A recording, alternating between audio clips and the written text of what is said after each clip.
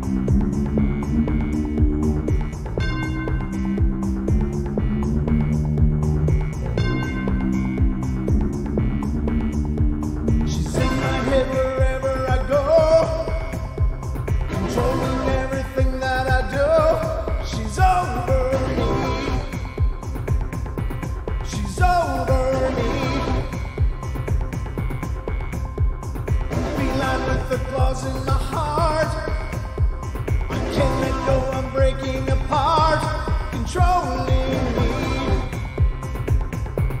controlling me.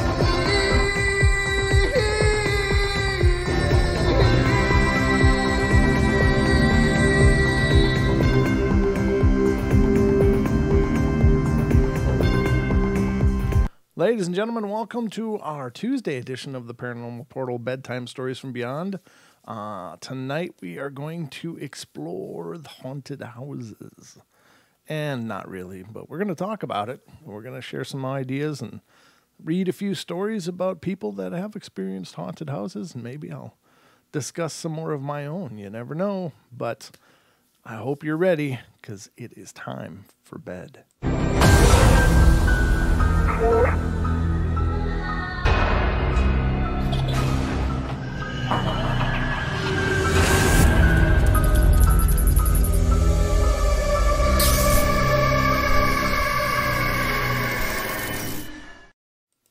So haunted houses are our topic tonight, ladies and gentlemen, and it's an experience that I can relate to. I've lived in a couple, or I dragged something with me through several houses. I'm not sure which it is, but in any case, I had plenty of experience with this phenomenon, and it's kind of bizarre because, you know, your house is kind of sacred. It's your place. It's your refuge. It is your boundary, your shield against the world, and it keeps the world out there and keeps, you know, your sacred space in here. And when there's someone else there that you aren't counting on or has chosen to be there and they weren't invited, then it kind of changes the game. And it sometimes can become a battle for whose house it actually is. And that's when it gets all kinds of creepy. But it's as I said, it's a phenomenon that I have dealt with. And I have to say that I've never had horrible feelings from presences in my homes, but I've always known that they're there. I've felt the heaviness of them watching, and I've had plenty of experiences. However, now, although they weren't always aggressive towards me, they were aggressive towards other people. I'm going to share you a story that happened in my house to my cousin, who's like a brother to me.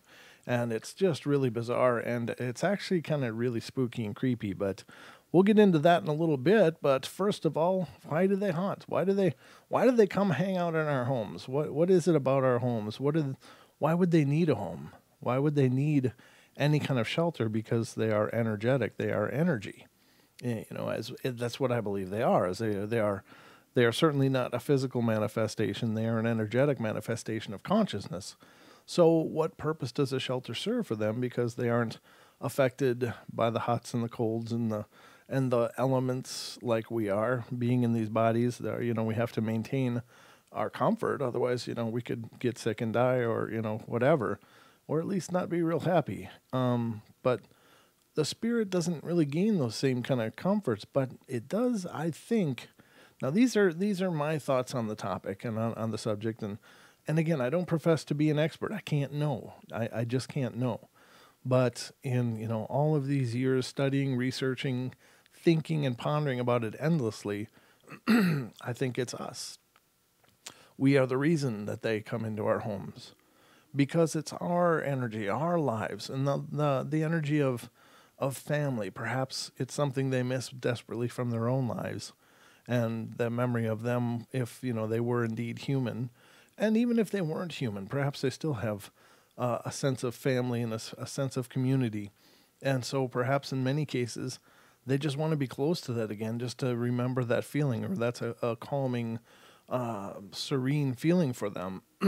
As Jeffrey discussed when he was on the show last Friday, Jeffrey Seelman mentioned that, sometimes these entities may have several homes that they visit every night. They may just run a circuit, but other times when they become embedded, if they're negative energies, they'll have these little negative energy nests in basements and out of the way places. And I asked him, and if you haven't seen the episode, definitely check it out. He had some great feedback on, because I asked him, why is it always the basement? Why is that always the place where these dark, evil things hang out? Now, to me, what I considered the possibility was perhaps they're pissed off elementals and they just like to be by that earth energy. But what Jeffrey said was they want to take their refuge away from where people are going to notice. If he said if they were in your bedroom making their energy nest of negative energy, you're going to feel it. You're going to be exposed to it, and it's going to be really uncomfortable. So they usually do it in an out-of-the-way place, like an out-of-the-way basement, in a corner, or a place that people don't normally go, and that's where they have their little quote-unquote nest. And he says it's kind of like the negative energy is kind of woven almost like a spider web, but not quite the same, but similar. There's a similarity to that, and I just thought, wow, that's really creepy. That's really, really creepy. So, and that's, of course, the necessity to get them the hell out. You don't need that. And you certainly don't need them creating negative energy and creating situations of negativity in your home. That would not be good. So, it is important to push those things away to get them cleared. And I agree with him in that case. But I do think the ones that aren't malevolent, they just want to be close. They just want to remember that closeness. There might be something, either you remind them of something or your family reminds them of something that they knew in life and took comfort in. And so that's why they gravitate towards us. It's our interrelations, our energies, and our spirit that creates a light, and maybe they just want to be close to that. So that could be why. And again, these are just theories. I can't profess to know for sure, but I find it incredibly interesting. And for some reason or another, whatever the reason may be, seems to be a lot of spirits hanging around, and that awareness is important. We'll have to do a show on just spiritual awareness. Talk to Deb. Maybe we'll have several guests on a show. Some night have Deb, have Sean, see if Jeffrey can come in, for part of it too, and just do a whole panel of people discussing this, because I think it's important. And with all of those minds together talking about this, I think we could find some amazing information. That's just came together in my head right now, ladies and gentlemen, but that's something we got to look into, because I think we have, and Dee as well, Diane, she could be a part of that as well, because, it's all these sensitive people that deal with spirits regularly could help the rest of us understand, what to do. How do you know? How do you handle it? And, are there things you can do? And we've touched those things throughout the course of many shows, but maybe it would be good to have one show where we bring in as many people as will be there, and as many people as I can successfully connect for one show, and just have a roundtable about it. I think that would be really cool. So I'm going to work on that, ladies and gentlemen, and let me know, if you would let me know in the comments, if you would like to see a show like that done on the portal. I'd be really curious I mean, if you guys aren't interested in that, then let me know, because I certainly am not going to waste the energy. But if it's something you guys feel that might be valuable, might be interesting, would definitely be entertaining, then definitely let me know, because I think it would be a phenomenal opportunity to share thoughts with some amazing people. So anyway, so that's why I believe they're there. And I know there are, of course, many methods to get them out if you don't want them out. But I appreciate what Jeffrey has said about, you don't want these things lingering around. You wouldn't let a stranger just come in and watch you. And I think that that's an interesting point, and actually one that I hadn't considered too much prior to, hearing his opinion on that. And it makes sense. I guess I'd never thought about it. I don't know. I'm a very easygoing person, so if that's the way things are, I just roll with things. I mean, I'm just a real laid back kind of guy. That's who I am. I don't encourage conflict for the sake of conflict, but in a case like that, if it could go bad, if it could go sideways, then maybe it's best to be proactive. So I can't argue with that. I've never thought about it that way before. I've always been just kind of like, well, if you're here, here's the rules. And if you can't abide by that, you got to get the hell out. If you can, we can live peacefully. But yeah, let me know, guys, in those comments what you guys think of that, because or in the chat, wherever you want to. Just let me know if you'd like to hear that, a show with many people participating that are spiritualists. So let's get into some of these stories and see what other people have experienced in their own haunted homes. I have many paranormal experiences that I could tell. Well, okay. But the one that stands out the most happened a long time ago when I was still just a child. I grew up next to a home that had a violent past. The first owners were killed by an escaped convict. Oh, dear God. And their youngest son was, horrible. Wow, I can pick him.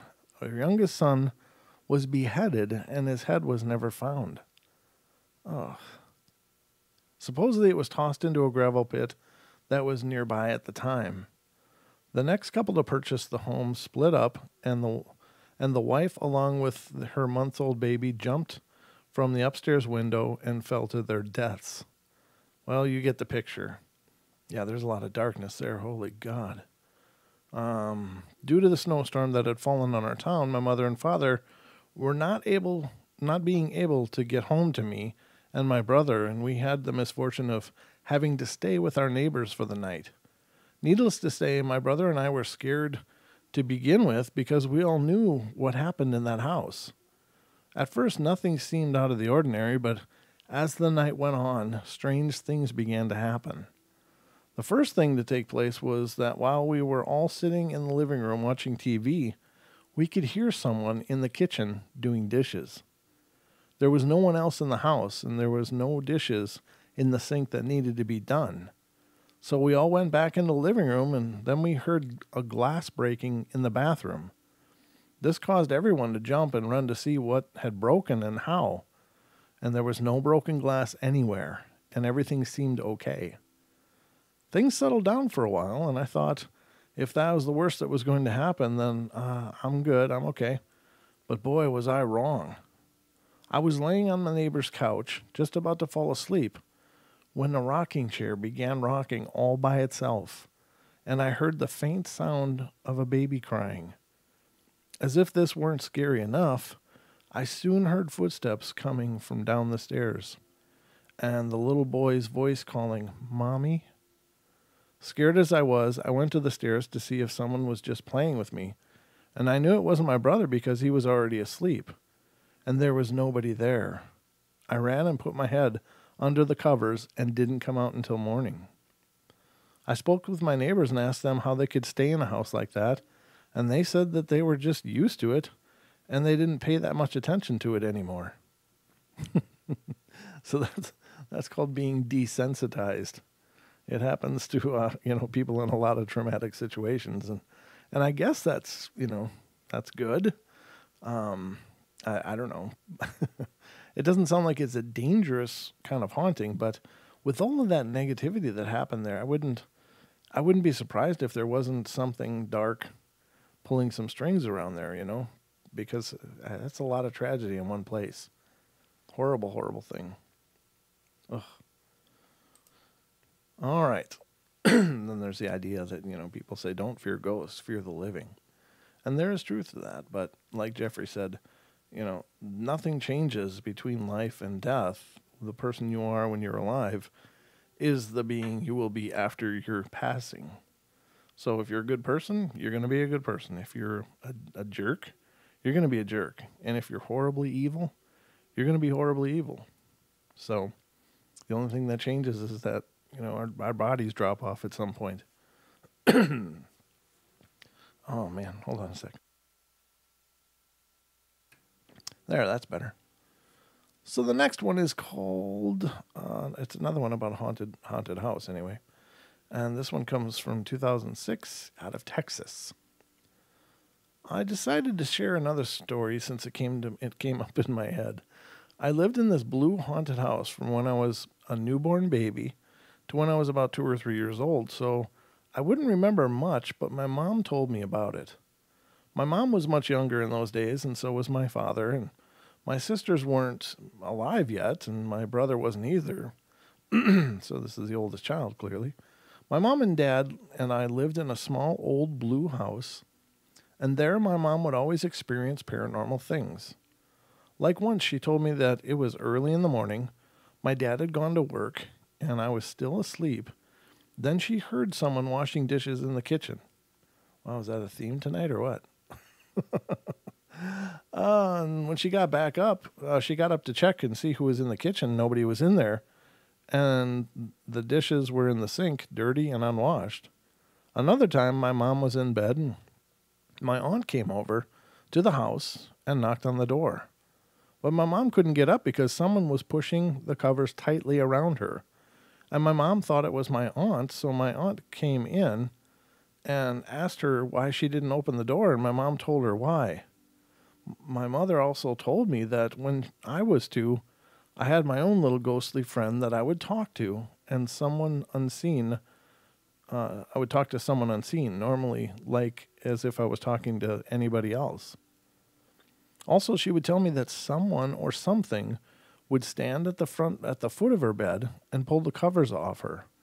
My dad would be at work and I would be sleeping, so it couldn't be someone my mom knew who lived there. I also remember my mom telling me about the ghosts living in the closet during the day because she would hear the ghost or the closet door open every single night at around 10 p.m. to start the night's mischievousness. I know a lot of you are looking at this story and probably laughing at me or something, but it's true, and I hope that I get comments expressing people's opinions. Yeah, I don't think there's anything that unusual in that story. I, when it comes to the dishes in the sink kind of thing, I would think that that's almost residual. Like it's just something that was repeated commonly in the house through many, many years, and so it's an energy pattern that was picked up. I don't know if you guys remember it, but I thought one of the most interesting stories recently that we've covered was the one where the woman was pregnant and lost her husband in Iraq. I think he was in Iraq and was killed. And she was in terrible mourning in this house she lived in, and she walked around the house just weeping and crying. And, she had this baby in her stomach, and she'd be holding her stomach and bawling. And she often went to the kitchen and leaned up against the sink and would just cry looking out the window. And what a horrible, horrible thing for someone to endure. But she had since moved out. Other people had moved in, and she ended up bumping into a friend of the people that moved in and asked them how they were liking the house. And they said that they were having problems because there was this woman that would wander around the house crying, and she often leaned against the sink with her pregnant tummy resting against the sink, bawling. So this woman had created a residual imprint through all of that trauma and pain of losing her husband. So, and she was still very much alive. So A residual haunting doesn't require the death of the person in order for it to begin. It just requires that emotional imprint, and it will repeat. So very, very, very interesting. And I found that story to be incredibly interesting and really unique. I had not heard of that before, but I like I said, I love learning new things, and that's definitely a new thing. So, all right. So the next one I'm going to share with you is from 2007 from the state of Kentucky. Selling real estate is an adventure unto itself. That's a great start. So everybody's always full of surprises, both the sellers and the buyers, but occasionally the homes hold a few of their own. In April of '89, I did not believe in ghosts.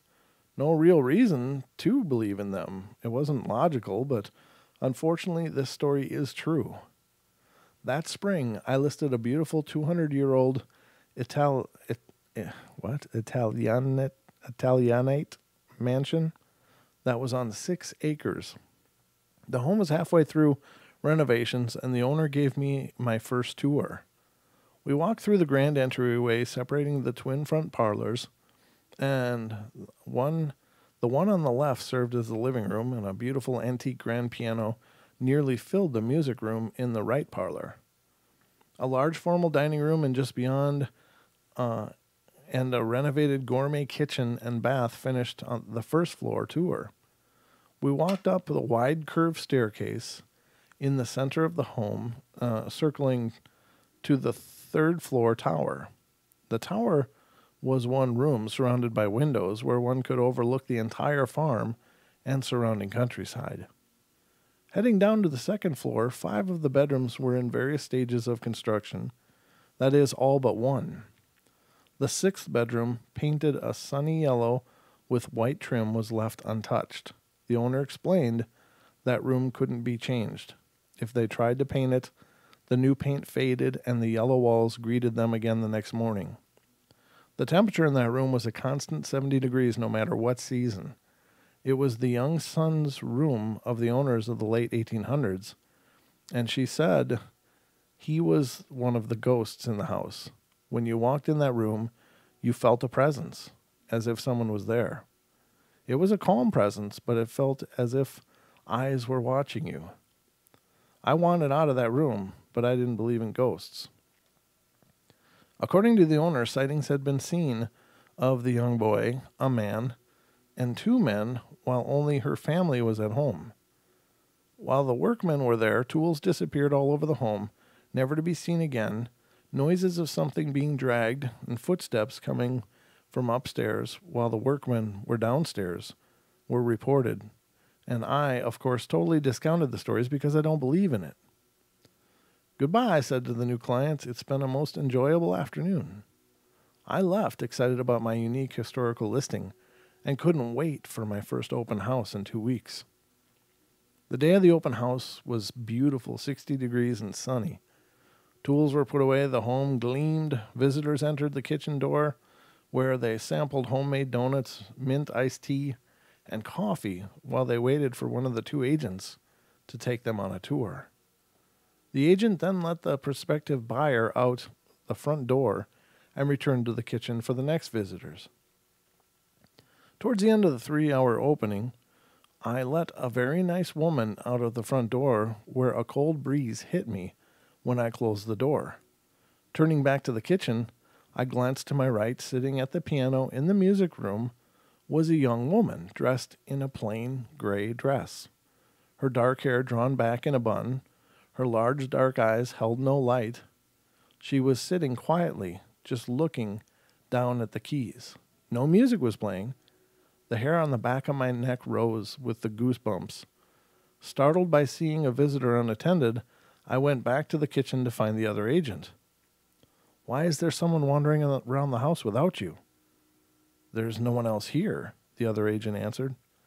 Well, maybe she came in the front door, I acquiesced. In that case, there's a lady waiting for you at the music room. The owner asked, what does she look like? As I described her, the owner smiled. You've just met Sally Ann. Who's that? I asked with some apprehension. Our ghost. The hair on the nape of my neck stood up, and I broke out in goosebumps yet again. As I raced back to the front rooms, the music room was empty. The living area was also empty, and I ran up the stairs. The bedrooms were empty. Only one place left, the tower. Taking the stairs two at a time, I reached the door. It squeaked as it slowly opened it. Empty. She was gone. Vanished. My heart pounding, I was shaking as I slowly descended the staircase and walked back to the kitchen. This was silly. I don't believe in ghosts. Reaching the kitchen, I sat down, and the owner pushed a cup of strong coffee in front of me. My hands were trembling, and the hot liquid nearly spilled. The owner began to tell me the story of Sally Ann. Sally Ann, her husband, brother-in-law, and 8-year-old son were the original owners of the home. Sally Ann had an affair with her husband's brother, and when he found out, the two men dueled in the hallway of the second floor. Both men died as a result of their wounds, and Sally Ann's son died a year later of typhoid. Sally died at the young age of 30, of what is said to be a broken heart. She shows herself only to people she approves of, as guests in her home. But she is a kind ghost and is treated as another member of the family. Every once in a while we see her son with her. The two brothers are probably the ones responsible for the tools missing, just haven't seen them. I'm thinking, great, Sally likes me, but I don't believe in ghosts. The owner continued her story. I hired a seer to come evaluate the ghost situation, and he identified all the ghosts. The family is all buried in Lexington Cemetery. He told me to rent a metal detector and search around the fifth fence post from the front corner of the house. I would find Sally Ann's wedding ring. So I did. And 2 feet down, I found her wedding ring with her initials in this drawer. It's in this drawer. Walking to the sideboard, she opened the drawer and pulled out a small band with the initials on the inside. My breath caught. The hairs on my arms stood up. Some deep breathing helped. Mind over matter and calmer now. I had again convinced myself that Sally Ann, or whoever it was merely a figment of my imagination. It was just an old ring. I don't believe in ghosts. I had finished my coffee, and since the open house was now over, the other agent and I prepared to leave, and as we neared the front door, I felt a cool breeze. The goosebumps returned. The hair on the nape of my neck stood up, and chills went down my spine, and slowly I turned around. At the top of the stairs stood Sally Ann, and she was smiling. The owner had told me where the family was buried at the cemetery, and because I am annoyingly curious, I later went to visit, and they were all there, the whole family, just as she had said. Still a cynic, I went to the historical archives to search for the stories, and they were there. The seer's stories checked out. There was a picture of the widow. It was Sally Ann, I believe. Ooh, that one kind of gives you chills, doesn't it? That was a good one. We're very, very well written. And to be honest with you, ladies and gentlemen, when I read a story that's that well written, it's almost harder to believe because it just looks, it's so polished. It's like, wow, that reads like a book. I don't know. It could just be a creative entry into the annals of ghostly lore on the interwebs. But, if it is true, and it doesn't sound, that far out really compared to many things that we do discuss and talk about and things I've experienced myself, but maybe. All right, the next one. This one's not too long. First, I'd like to say thank you to the unbelievers out there for helping me to keep the discussions lively. My story begins back in the early 80s. My father had become severely ill and was going into the hospital, and I didn't want him to go, but I knew that he needed to be in the hospital. And I asked him if we could go fishing when he got home, and he said, "If I come home," I think I knew he wasn't coming back.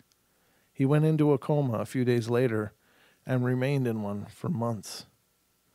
Well, one night during the summer, I awoke, having to use the bathroom and needing a drink of water, as it was a very warm night, and we didn't have air conditioning at that time, so I returned to my bed and was just about to put my head down on the pillow when I noticed a white light above my brother's bed. And it began to get bigger, and I looked around to see what could be causing the light, and there wasn't anything. I kept watching, and the light grew until it took on the shape of what looked like a woman in a long flowing gown and long flowing white hair, but no face. Now, believe me, I was ready to scream and run from the room, but before I could, the spirit laid her hand across my mouth, and everything, and I mean everything, became ice cold. I could even see my breath, but I couldn't move or speak. She was just standing there with her hand on my mouth, looking down on me, and there wasn't a thing I could do. I remember reading somewhere that if you ask a spirit what it wants, it will leave. So not being able to speak, I thought it, and the spirit just shook her head and was gone. Now, you don't have to be a believer to know what I did next. You guess it. I ran from the room and ran right to my mom, who told me it was just a bad dream. Those darn moms. The next morning, we received a phone call from the hospital that my dad had passed away.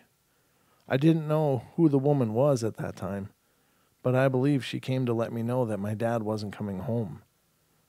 I only found out a few years ago after speaking with a Native American shaman that the spirit was that of my great-grandmother. Wow, that's pretty cool. Gotta love those ancestors stopping in. And one more, and then I'll share you one of the stories that happened to me. Actually, this story wasn't exactly my experience, but I thought I'd post it up here and share it with people. Excuse me. This is my grandfather's experience, and he told me all about it. When he was younger, he and my grandmother lived in oh man, I should have read this before the show. Coahuila, Coahuila, Mexico. And he always loved to be around his father or my great-grandfather. Then one day, my great-grandfather died, and my grandmother was heartbroken. It was extremely hard for him to have his hero and someone special to him pass away. But one day, about 6 or 7 years later, my grandpa was getting ready for bed, taking his pills when he laid down, and he was about to close his eyes when he thought he saw something on the window that his bed was right next to. My grandpa opened his eyes alertly and was surprised to find his father's spirit, or my great-grandfather, face in the window looking at him and smiling as if he were still alive and healthy. Then my great-grandpa opened and closed his mouth as if trying to tell my grandfather something.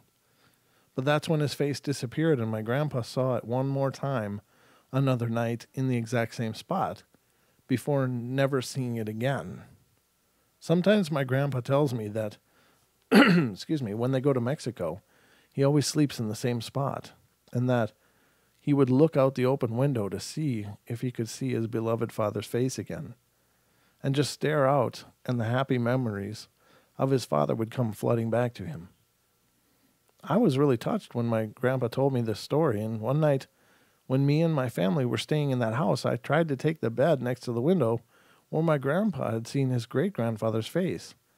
And I don't think I slept the whole night because I just kept staring out the window, hoping to see something. And although I didn't see anything, I did get this really comforting feeling, and also a little bit creepy, that someone was watching over me, and that someone was next to me, making sure I was safe. Maybe it was my great-grandfather. Maybe it was just me, or maybe something else. Well, I hope that I could get some opinions from people who will actually take the time to read this. That's a cool story. Yeah. I don't know. Very strange. So, I hope you guys are what the hell? What the hell happened? Oh, man.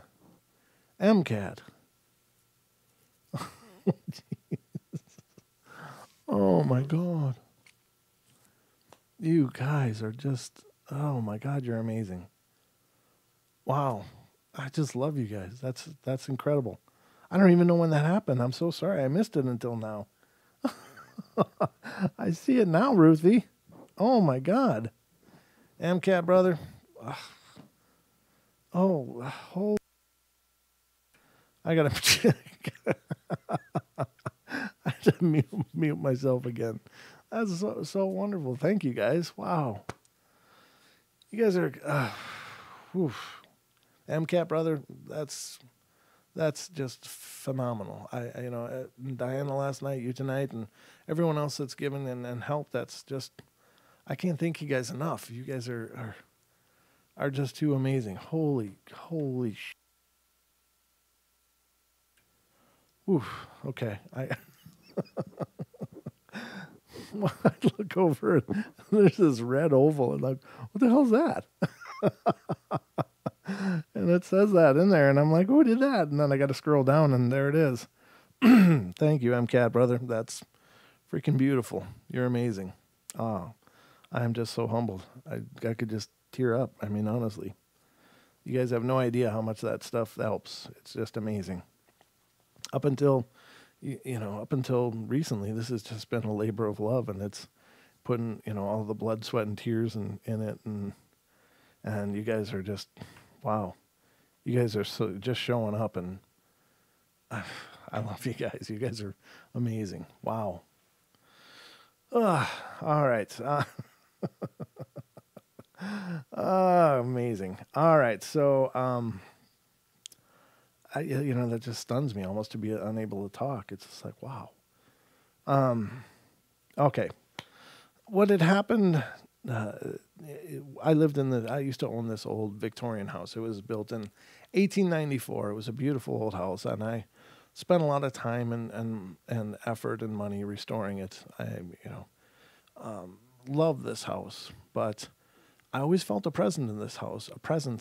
But it only seemed to be kind of a seasonal presence, and I don't know how to explain that other than through the summer months. It was, I believe it was like summer and fall when it was the most active. It wasn't not active the other times, but it was during those two seasons, or 2 seasons. I'm just trying to remember what seasons it was most active in. But it was definitely active in the summer, and this is when this story takes place. Now, this is a little editorial, and forgive me for oversharing, but what had happened was I was going through a divorce at the time. My ex-wife had left, and I was just all beside myself, and I was the father of my first son, and so she and my son left, and it wasn't anything real, dynamic or tragic. It was just we got married very young, and we just really became different people, and we just kind of grew apart. So it wasn't anything horrible, nothing weird was going on or anything. It was just we were just young, and so she was leaving, and I don't know, it was just really hard on me. So my cousin, who has been like a brother my whole life, came out and spent some time with me, and this was in the summer, and he. My house was always, it was always, like I said, it was always somewhat active, but nothing over the top. I just knew someone was always there with me. And I'd come to terms with it. I mean, it really didn't freak me out, didn't scare me. I told you guys about the chandelier falling out of the ceiling, same house. Told you about the old door that would just, it was one of those kitchen doors that went both ways. And it would just sometimes just go on its own and flop open. None of that stuff really bothered me. I never felt scared. It was just like something was saying, I'm here. And, the chandelier one kind of pissed me off, though, because it was like, as soon as it hit the floor, I was like, oh, God, now I got to fix that. It was just, I was more indignant about it than I was terrified. I really wasn't scared at all. I was just like, oh, God, now I got to fix that. So, I mean, honest to God, that was my reaction. Maybe I shouldn't have reacted that way. Maybe I should have been, oh, my God, that could have hit me. But it didn't occur to me. I walked through the room, felt that feeling, and turned around. I knew I had to turn around. I didn't know why. Got to the door, turned around, and just looked, and boom, it fell out of the ceiling onto the floor. So that was the experiences that I had in the house, which I've shared with you. The experience I haven't shared with you was when my cousin came out.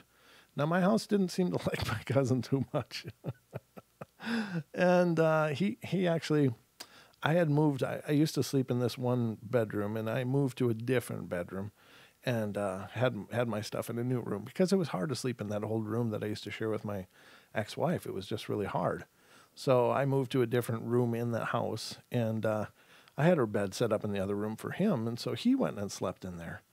And he started sleeping on the couch, and I'm like, what's going on? Why aren't you in the bedroom? And he told me that the bed keeps shaking. So that what was happening was the bed would start just tremoring like this. And then it would really start shaking like this. I mean, it never like bounced like the Hollywood kind of stuff, but it shook. And I had felt that before too. But, again, it didn't scare me, but it kind of freaked him out. So he decided that he was sleeping on the couch from now on. That was fine. I didn't care. I mean, I just wanted him to feel that he was at home.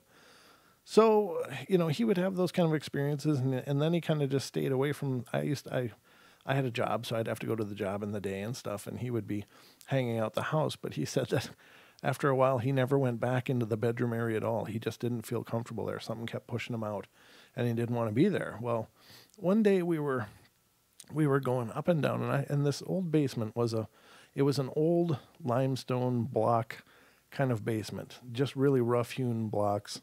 And it wasn't finished at all. It was just kind of a cement floor with these rough-hewn block walls where there was a washer and dryer, and then in another section the boiler furnace, and in another section the water heater, et cetera, et cetera. So I just had a bunch of junk down there, and we were moving stuff around. I was trying to kind of resituate the house. So we were going up and down the stairs all the time. And, we'd been doing it for a while, and I think we were doing some laundry as well, and I went down and came up, and then and then I went down again, and then he came down, and all of a sudden he's like, "Oh!" And I'm like, "What's going on?" And he's sitting on the stair, and there's a pool of blood coming out of his foot, and I'm like, "What in the hell's going on?" And he's like, "Oh my God, dude, get it out of my foot." And I look down. Now there's these kind of utility razors that have these breakaway blades. They have this long series of blades, and as you use them, they get dull and you break it off, and you have a new one that's real sharp and good. And they're just kind of a utility knife that, they're handy. But somehow, after being up and down the stairs, one of those little sections of the razor knife was sitting right in the floor, or in the wooden step, point dug in and point straight up. And he stepped right on it, and it went all the way in his foot. I had to pull it out of his foot and then bandage his foot up and stuff, but there's no way that was just suddenly there. There's no way that razor could have gotten there. We were traveling up and down all the time, and I'm always barefoot. It's just the way I am. I don't like shoes. I don't like socks. But, I'm walking the same path over and over. And the one time when he came down, it was just he stepped right on it. And the only thing that saved him was the fact that he kind of stepped on it with his heel and fell backwards, rather than if he'd stepped on it with the front part of his foot, he would have gone forwards and down those stairs and probably become very seriously hurt or worse. So that was when that one was really freaky. So that happened in that house, and I just didn't like him. I don't know why. I mean, he's been a wonderful brother and friend to me for my whole life, and he's always been there when I've needed him. So, but for some reason, he and this spirit didn't get along at all. So that, and I don't mean to laugh like it was funny. It was actually very tragic. He was also the one that had experienced hauntings back in his house, and it was his house when I was out visiting there where I experienced my first kind of environment of haunting. Because growing up, I'd never experienced any of that. For some reason, our areas were just completely void of any kind of weird spiritual stuff. But it's since become a regular part of my life. But anyway, I hope you guys have enjoyed this journey.